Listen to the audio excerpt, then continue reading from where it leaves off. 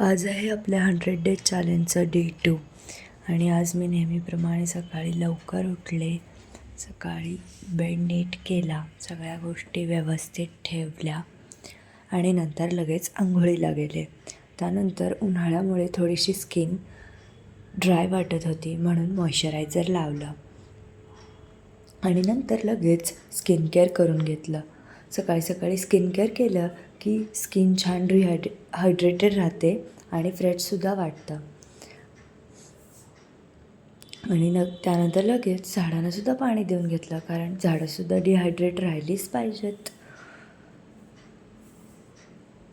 आणि देवपूजासुद्धा करून घेतली आणि जेवण करून थोडा आराम केला. नंतर दुपारी मेहंदीची प्रॅक्टिस केली आणि स्टडी शेड्यूल दिवसाचं कंप्लीट केलं. आणि हे आहे माझं आजच्या दिवसाचं score card. Thanks for watching.